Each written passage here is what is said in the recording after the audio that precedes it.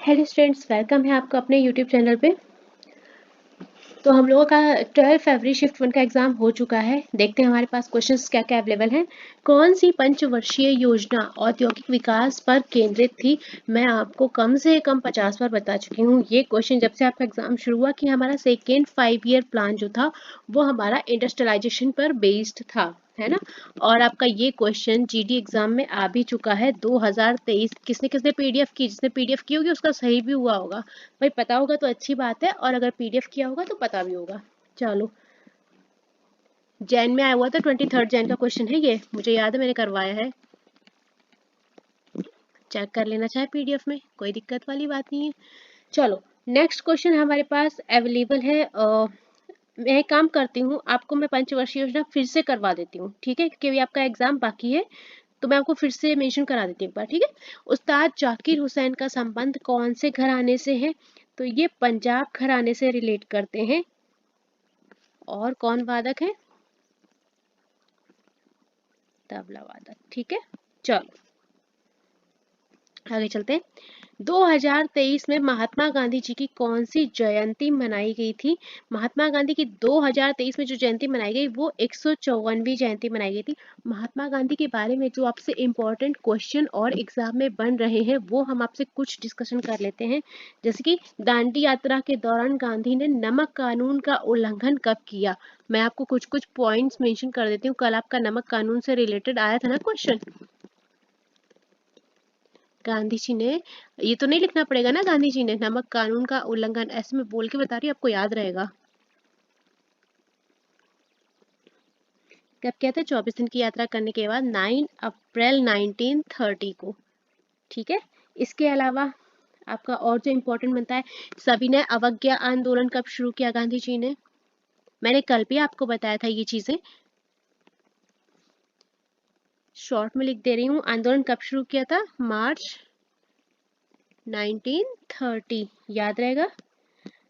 M के गांधी, जो हमारे महात्मा जी गांधी थे, किससे क्या बोलते प्रेरणा, जो उनके प्रेरणा स्रोत जो थे वो कौन थे? एक बार आपका ये क्वेश्चन आया था, तो impressed by Leo Tolstoy. Clear? Sorry, pen थोड़ा गड़बड़ कर रहा है, मैं काम करती हूँ।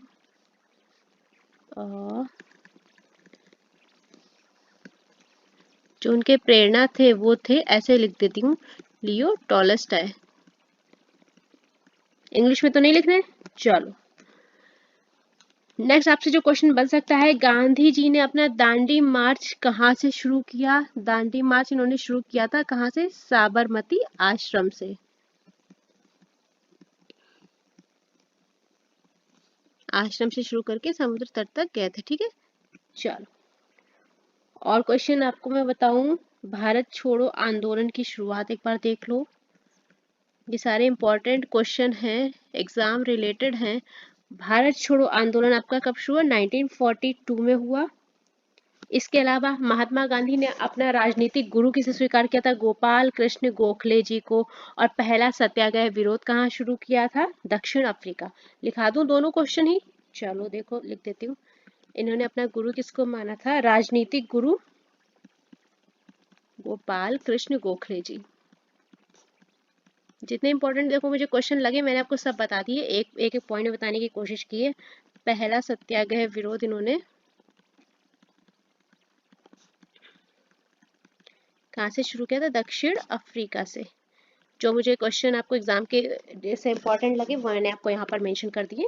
चलो, नेक्स्ट क्वेश्चन पे मूव ऑन करते हैं। इनका जन्म हुआ था 2 अक्टूबर 1869 को, राष्ट्रपिता के नाम से जानते थे।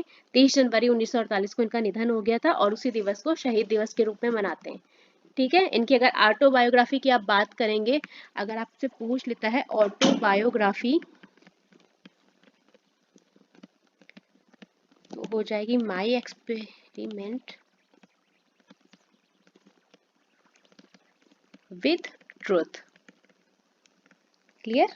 चलो आगे चलते हैं। इनके द्वारा किए हुए आंदोलन भी हैं। मैं काम करती हूँ, मैं बता ही देती हूँ, ठीक है। मैं यहाँ पर मेंशन कर रही हूँ, महात्मा गांधी के द्वारा किए गए जो आंदोलन थे वो एक बार देख लो। जो मुझे इंपॉर्टेंट लग रहा है देखो मैं वो बता रही हूँ, फालतू की चीजें आपको मैं बहुत ही कम कोशिश करूंगी कि आपको बताना नहीं पड़े, फालतू की चीजें नहीं बतानी है। अगर आपको पता है तो आपका रिवाइज हो जाएगा, नहीं पता है तो स्क्रीनशॉट ले लेना, पीडीएफ तो हम प्रोवाइड करा ही देंगे। चंपारण आंदोलन में शॉर्ट में लिख रही हूँ, कब हुआ था? 1917 में हुआ था।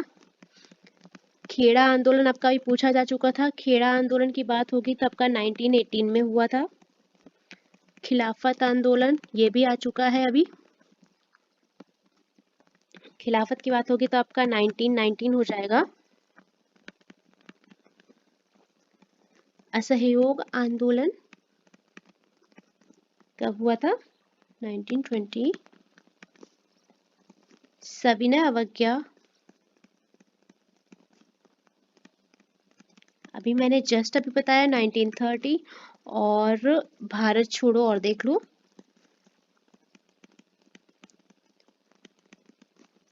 इन 1942। ठीक है, ये जो बहुत ही इंपॉर्टेंट मुझे लगा तो मैंने आपको यहाँ पर डिस्क्राइब कर दिया। चलिए नेक्स्ट क्वेश्चन पे मूव ऑन करेंगे। पंचवर्षीय योजना मैं आपको भी करवा दूंगी। लाडो लाली लोक कला किस जनजाति के द्वारा किया जाता है? तो लाडो लाली लोक कला जो है ये संताली जनजाति के द्वारा जो कला है ये परफॉर्म की जाती है। आपसे एक क्वेश्चन आया है, रोजगार और कृषि पर जोर देने वाली पंचवर्षीय योजनाएं कौन सी थी? आपको 2 पंचवर्षीय योजनाएं ऑप्शन में मिली थी क्या? एक बार ही कंफर्म करना। देखो अगर रोजगार थी तो हमारी थर्ड, ठीक है, 3rd and 5। यहाँ क्वेश्चन में मुझे ऑप्शन में थोड़ा सा डाउट है, एक बार कंफर्म कर लेना कि आपको एक ऑप्शन मिला था या दोनों। वैसे मैं आपको ये करवा देती हूँ, ठीक है। एक आपकी और मैं बताऊं इससे रिलेटेड दूसरी पंचवर्षीय योजना में आपसे एक क्वेश्चन और बन सकता है, जैसे कि पंचायती राज व्यवस्था कब शुरू हुई थी? तो दूसरी पंचवर्षीय योजना में आपकी पंचायती राज व्यवस्था भी शुरू हुई थी, ये और देख लेना। स्टार्ट, ठीक है। चल आगे चलते हैं, वीडियो हमारा आज थोड़ा सा बड़ा हो जाएगा क्योंकि हम आपको थोड़ी सी योजनाएं फिर से करा देते हैं एक बार। टोटल 5 ईयर प्लान के बारे में हम लोग डिस्कस करने वाले हैं, छोटा छोटा सा कर लेते हैं। टोटल कितने हैं? 12 अभी तक की।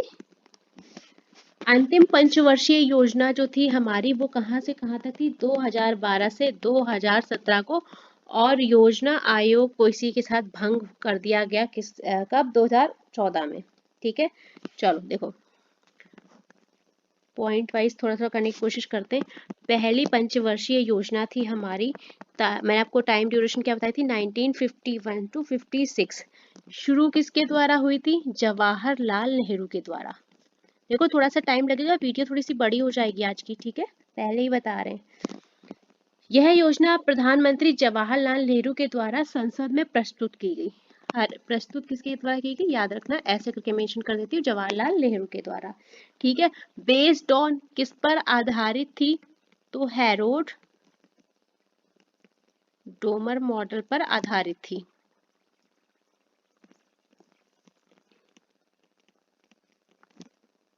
ये बहुत आ जाता है कि किस मॉडल पर बेस्ड थी, तो हैरोल्ड डोमर मॉडल पर आधारित थी। क्लियर। लक्ष्य वृद्धि की जो दर रखी गई थी 2.1% थी, और जो प्राप्त हुई थी वो भैया 3.6% प्राप्त हुई थी। पहली पंचवर्षीय योजना से आपका जो इंपॉर्टेंट बनेगा वो इतना ही बनेगा। सेकेंडली, सेकेंड 5 ईयर प्लान की जब आप बात करेंगे तो आपके पास जो ड्यूरेशन हो जाएगी वो हो जाएगी 1956 से 61 तक। यहाँ तक क्लियर। औद्योगिकीकरण को बढ़ावा दिया गया था, इंडस्ट्रियलाइजेशन को बढ़ावा दिया गया।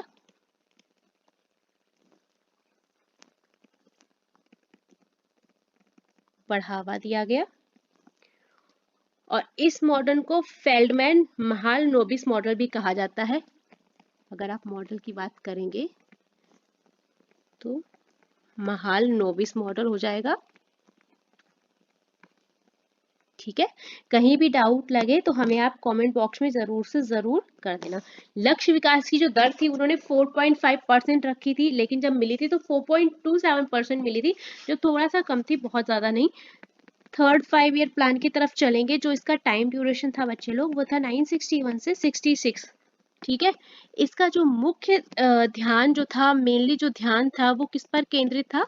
कृषि पर केंद्रित था। याद रहेगा, देखो मैं एक एक वर्ड नहीं लिखूंगी पर मैं पूरी कोशिश कर रही हूँ। इसमें आपकी शुरुआत किसकी हुई? हरित क्रांति की शुरुआत हुई थर्ड पंचवर्षीय योजना में, क्योंकि पंचवर्षीय योजना से बहुत क्वेश्चन बन रहा है। ठीक है, इसलिए मैं आपको कोशिश कर रही हूँ थोड़ा सा डीप में करवा दूं। शुरुआत हुई, याद रखना। ठीक है, जो लक्ष्य विकास की दर आपकी डिसाइड की गई थी वो थी 5.6%, लेकिन जो मिली थी वो केवल 2.4% हासिल हो पाई थी। नेक्स्ट फोर्थ प्लान में चलेंगे। फोर्थ प्लान की जो ड्यूरेशन थी हमारी कितनी बताई थी मैंने? 1969 से 74 है ना। आगे चलते हैं।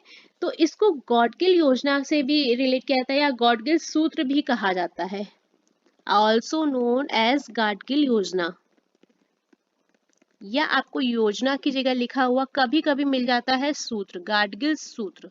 ठीक है, देखो थोड़ा वीडियो ध्यान से देखना, मैं रिक्वेस्ट करूंगी नॉट स्किप, प्लीज स्किप मत कीजिएगा वीडियो को। मैंने बहुत मेहनत करके आपको पूरा बहुत ही इंपॉर्टेंट सेशन लेके आई हूँ मैं ये वाला। ठीक है, इसलिए मैं रिक्वेस्ट करूंगी आप सभी से 10 मिनट का टाइम निकाल के जरूर से जरूर वीडियो को देखें, क्योंकि इससे 5 ईयर प्लान से बाहर मुझे नहीं लगता फिर आपको मिलेगा कुछ भी, कोई भी क्वेश्चन आपका छूटेगा नहीं।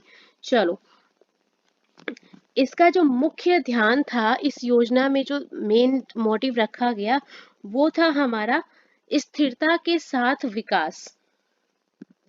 मैं यहाँ पर मेंशन कर देती हूँ, स्थिरता के साथ विकास और आत्मनिर्भरता। ये वर्ड्स याद रखना, ये अब अभी आजकल ये पूछ रहा है एग्जाम में कि बोलते हैं स्थिरता के साथ विकास आपका किस पंचवर्षीय योजना में शामिल था, इसलिए मैं बोल रही हूँ, रिक्वेस्ट कर रही हूँ प्लीज वीडियो को स्किप ना करें। ठीक है, चलो, तो आत्मनिर्भरता,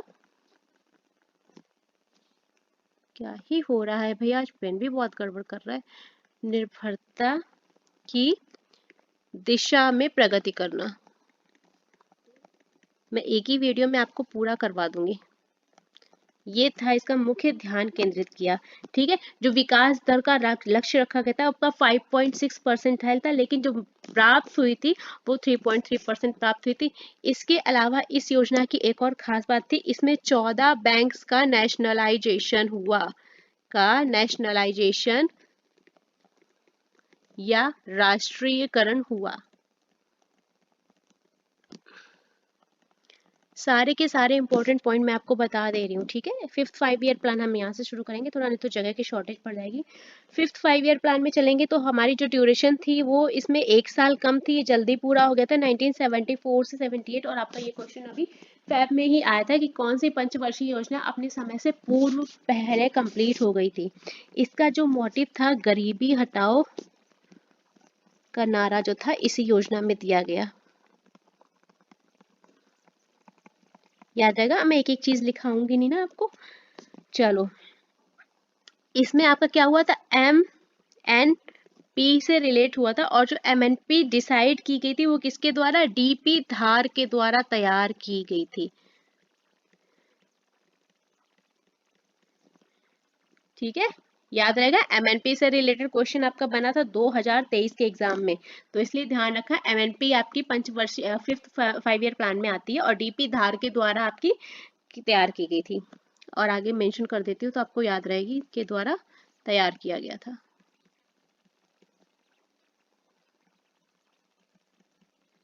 बहुत ही डीप 5 ईयर प्लान में पढ़ा रही हूँ आज तो।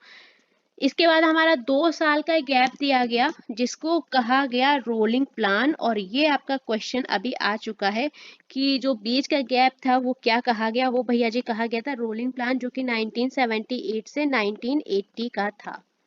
ठीक है, ये रहा आपका गैप पीरियड। चलो आगे चले। नेक्स्ट है हमारी 6 5 ईयर प्लान, जिसका कि आपका ड्यूरेशन था 1980 से 85। इसमें देखो क्या हुआ, यह मूल्य नियंत्रण को समाप्त करके आर्थिक उदारीकरण की शुरुआत हुई। इसमें यहाँ पे मैं मेंशन क्या कर देती हूँ, ऐसे समाप्त क्या किया गया? मूल्य नियंत्रण।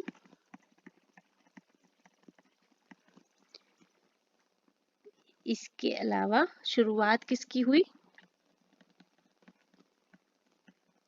आर्थिक उदारीकरण की।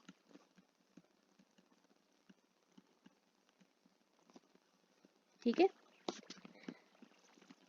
आपसे क्वेश्चन बनेगा तो इसे नेहरूवादी समाजवाद का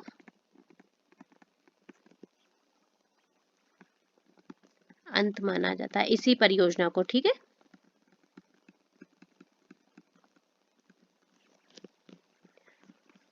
परिवार नियोजन कार्यक्रम भी आपका इसी योजना में शुरू हुआ। परिवार नियोजन कार्यक्रम आपका किस लिए? जनसंख्या को रोकने के लिए। मैं ये भी मेंशन कर देती हूँ आपको, जनसंख्या को रोकने के लिए शुरू किया गया। किसमें? छठी पंचवर्षीय योजना में। बढ़िया। चलो, और क्या हुआ? देखो, छठी पंचवर्षीय योजना काफी ज्यादा हमारे मोटिव लेके आई थी, इसलिए इस पर एक बार इस पर ध्यान देना। इसके अलावा शिवरमन कमेटी की उस पे शिवरमन समिति की सिफारिश पर किसकी स्थापना हुई थी भैया? नाबार्ड की। याद है बैंकिंग एग्जाम के लिए तो बहुत ही इंपॉर्टेंट चीज है, नाबार्ड बैंक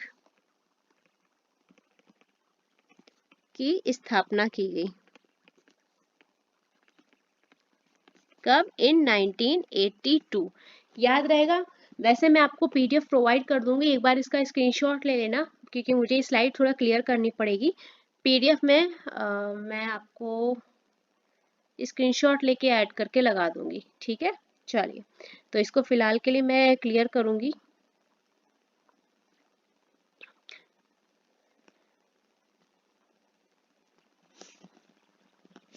आगे चलते हैं।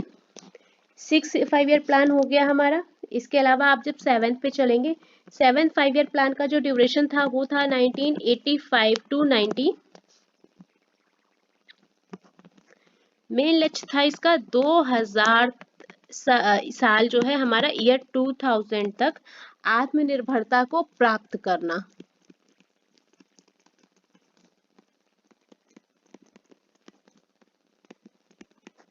विकास दर जो थी 5.6% रखी गई, लेकिन जो वास्तविक विकास दर मिली वो 6.01% मिली। ठीक है, इसके बाद फिर हमारा एक आया वार्षिक योजना के नाम से गैप, जो कि था आपका 1990 से 92 तक। ठीक है, ये रहा हमारा गैप पीरियड। फिर हमारी 8वीं पंचवर्षीय योजना आती है, जिसका की ड्यूरेशन आपका होता है 1992 से 97।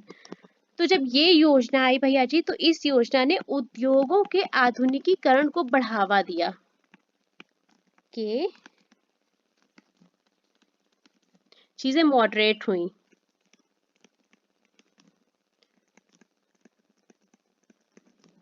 बढ़ावा दिया। इसके अलावा आपका पंचायत व नगर पालिका अधिनियम भी आपका इसी परियोजना में आया। ठीक है, चलिए नेक्स्ट आप बात करेंगे। जो विकास दर थी 5.6%, लेकिन वास्तविक विकास दर कितनी थी? 6.8% आई। नेक्स्ट चलते हैं हम लोग 9th परियोजना में, जिसका कि बच्चे लोग ड्यूरेशन जो था वो था 1997 से 2002 तक। क्लियर? इस परियोजना की जो खास बात थी, ये भारत की स्वतंत्रता के 50 वर्ष कंप्लीट होने की थी। इस परियोजना में पहला तो ये कि भारत की जो स्वतंत्रता थी 50 वर्षों का प्रतीक माना गया इसे।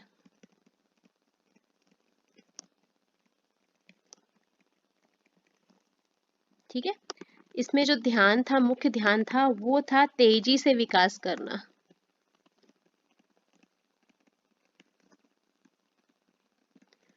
और लोगों की जीवन की गुणवत्ता पर संतुलित बैलेंस करना। ठीक है, इसमें बहुत ज्यादा खास टारगेट नहीं रहे।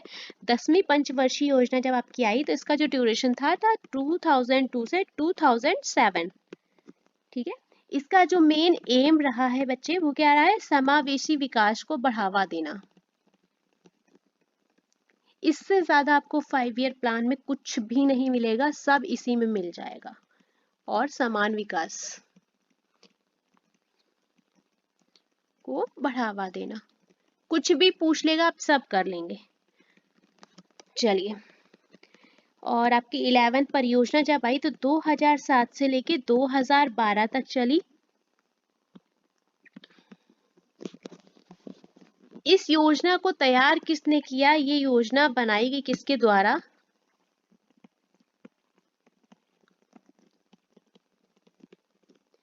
श्री सी रंगराजन के द्वारा।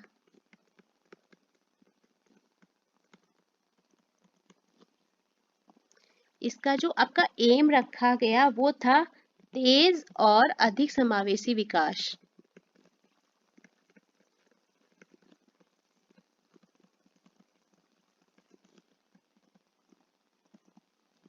ठीक है, चलिए, और हमारा एक लास्ट 12 5 ईयर प्लान, ये है 2012 से 2017। ये हमारी लास्ट 5 ईयर प्लान था अभी तक का। और जो इसका एम रखा गया था बच्चे लोग वो क्या था? तेज, अधिक समावेशी, इंक्लूसिव और सतत विकास।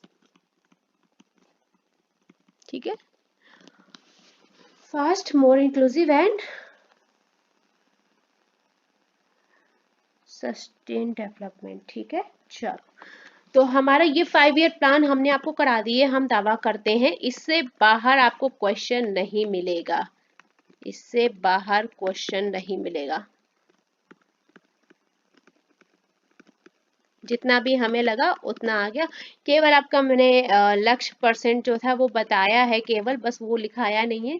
ठीक है, तो डोंट स्किप प्लीज, इस चीज को डोंट स्किप नहीं करना है, एक बार पढ़ लेना है। ठीक है, चलो नेक्स्ट क्वेश्चन।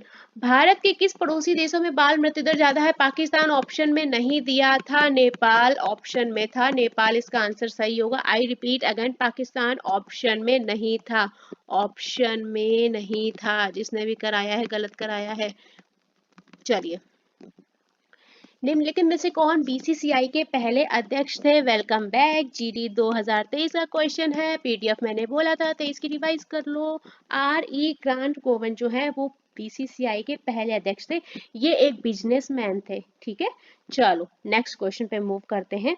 अच्छा, एक बात बताओ, ये तो हो गए आपके बीसीसीआई के, अगर ओलंपिक के पूछ लेता है तो? ओलंपिक संघ के पहले अध्यक्ष? अच्छा क्वेश्चन है, सीपीओ में आया हुआ है 2022 में, ऐसे ही नहीं करा रही हूँ। चलिए, अगर इसके पूछ लेता है तो सर दोराबजी टाटा। ठीक है, चलिए, और ठीक है, अनुच्छेद 226 में किसका उल्लेख है? 226 जो है उच्च न्यायालयों को रिट जारी करने का अधिकार देते हैं। आपका CHSL एग्जाम में ये क्वेश्चन आया है। इसके अलावा मैं आपको और बताती हूँ कहाँ पर आया है। CHSL 2023 एग्जाम में एक क्वेश्चन आया है। रिट हमारी कितने तरह की? 5 तरह की। कौन कौन सी? बंदी प्रत्यक्षीकरण, परमादेश, नेक्स्ट कौन सी है? आपने तो पढ़ रखी है ना, प्रतिषेध, अगेन, नेक्स्ट अधिकार प्रक्रिया।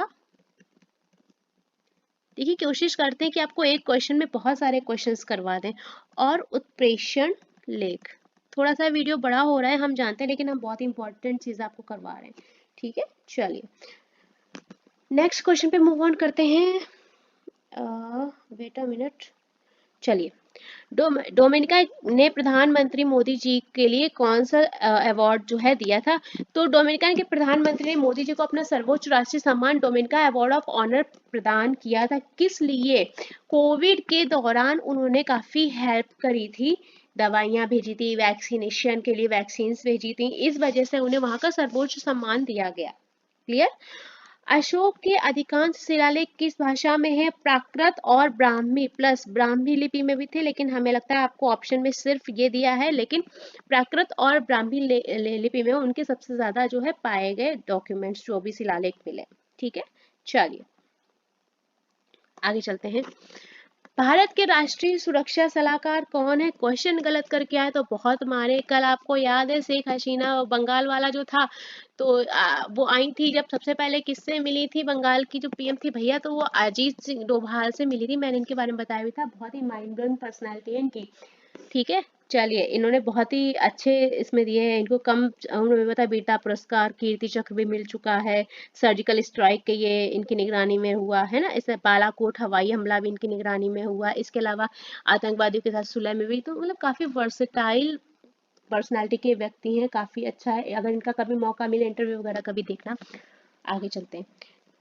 जीएसटी संविधान के किस संशोधन अधिनियम के द्वारा पेश किया गया? 101वां संशोधन था भैया जी, और इससे रिलेटेड बहुत सारे क्वेश्चन बनते हैं, तो इसके बारे में हम आपको डिटेल अभी देंगे। हमारी वीडियो थोड़ी सी हो जाएगी लॉन्ग, तो साथ में बने रहना प्लीज। वीडियो, आज की वीडियो को स्किप नहीं करना है। अभी मैं आपको यहाँ पर जीएसटी से रिलेटेड चीजें मेंशन करूंगी, ठीक है। ये जो आपका क्वेश्चन है, ये आपका एसएससी सीजीएल 2022 में आया था और आपका संशोधन पूछा गया था, ठीक है। चलो, इसके अलावा आपका ये क्वेश्चन सीएचएसएल में भी आया था, 2020 में आया है। ये क्वेश्चन आपका काफी बार आ चुका है, अच्छा खासा आ चुका है। चलिए आगे चलते हैं। जीएसटी के बारे में हम आपको कुछ चीजें बताएंगे, देखते हैं। यहाँ पर मेंशन कर रहे हैं। एक आपका क्वेश्चन डांस से रिलेटेड था, इसको कर लेते हैं पहले।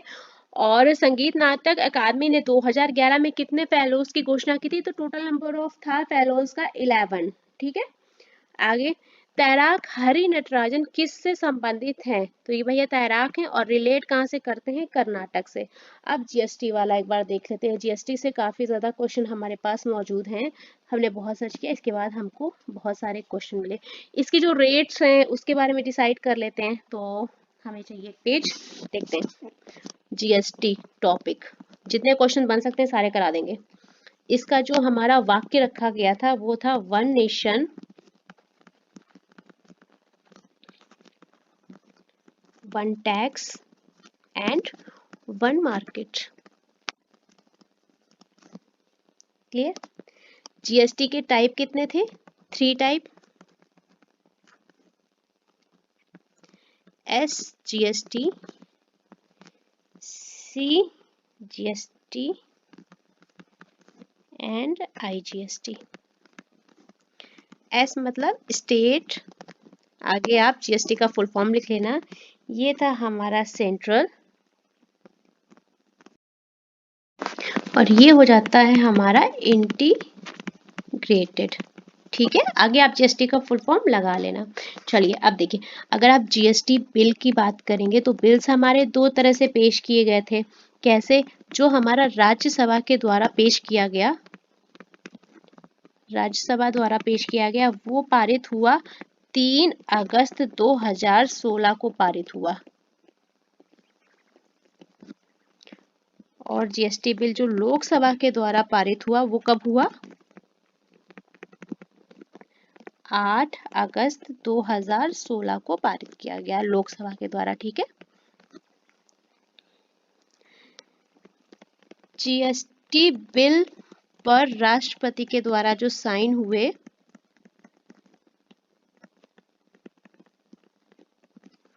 वो कब हुए? 8 सितंबर 2016। जीएसटी लागू कब हुआ? ये रहा आपका सबसे इंपॉर्टेंट पॉइंट, 1 जुलाई 2017। लीग जीएसटी परिषद का गठन किस आर्टिकल में है? तो आर्टिकल 279A में। और इसके जो अध्यक्ष होते हैं, जीएसटी परिषद के अध्यक्ष कौन होते हैं? केंद्रीय वित्त मंत्री।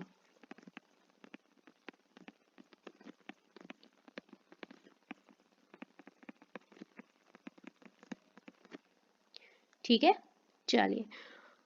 कराने के लिए बहुत ज़्यादा कराना है, लेकिन अब वही है कि बहुत ज़्यादा आपका वीडियो बड़ा हो जाएगा। जीएसटी की अवधारणा पहली बार कब आई? ये भी लिख लो, जीएसटी की पहली बार अवधारणा, ये भी इम्पोर्टेंट पॉइंट है। 2005 में किसके द्वारा? पी चिदम्बरम के द्वारा।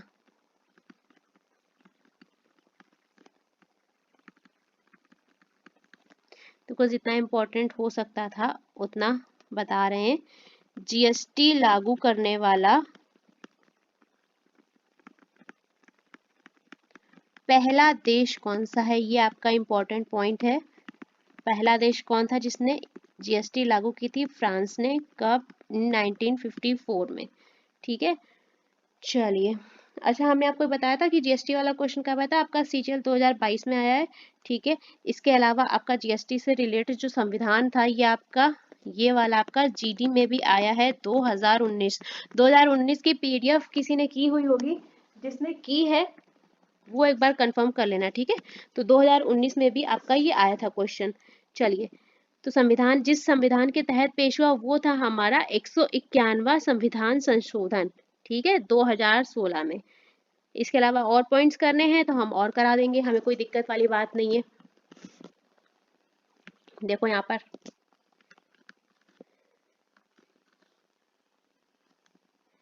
जीएसटी दिवस कब मनाया जाता है? 1 जुलाई को। जीएसटी का फुल फॉर्म पता होगा क्या? Goods and service tax. हमें पता है, आज की वीडियो थोड़ी बड़ी हो रही है, लेकिन हमें लग रहा है कि आपको हम सब करवा ही दे। ठीक है, चलिए, मंजूरी करा दी है। जीएसटी जो है किस प्रकार का कर है? एक अप्रत्यक्ष इनडायरेक्ट कर है, इनडायरेक्ट टैक्स।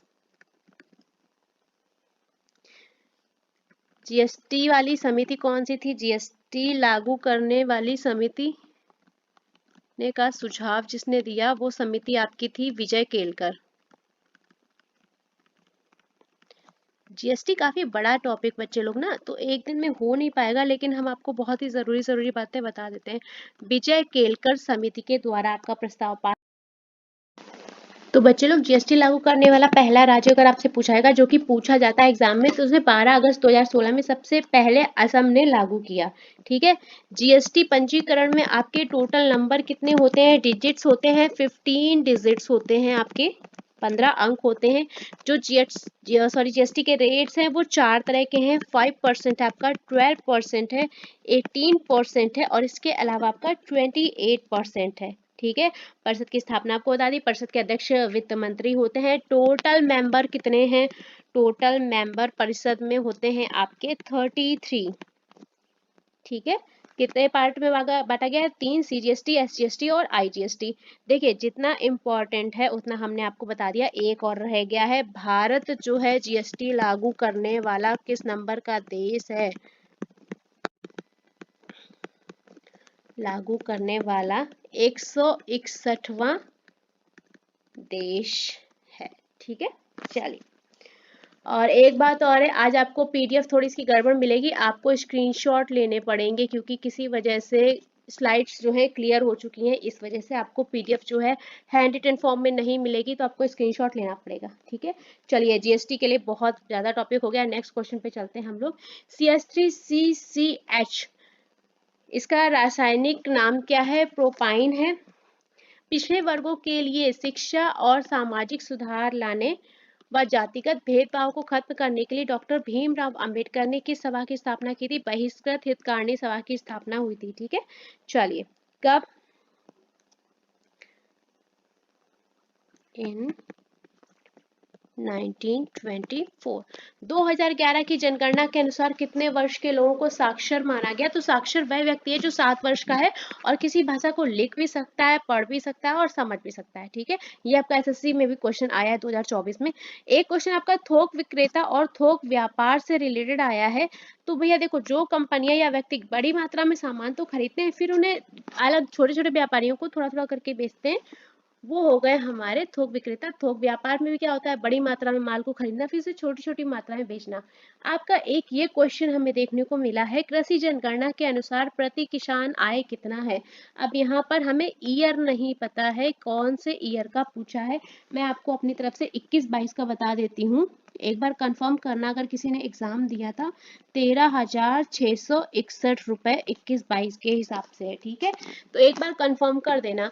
स्क्रीनशॉट लेने पड़ेंगे आज आपको, क्योंकि किसी वजह से हमारी स्लाइड्स जो है वो क्लियर हो गई हैं, इसलिए आपको पीडीएफ नीट एंड क्लीन मिलेगी, ठीक है। चलिए, तो साथ में बने रहिएगा, शिफ्ट 2 हम लोग जल्दी अपलोड करेंगे। Thank you so much.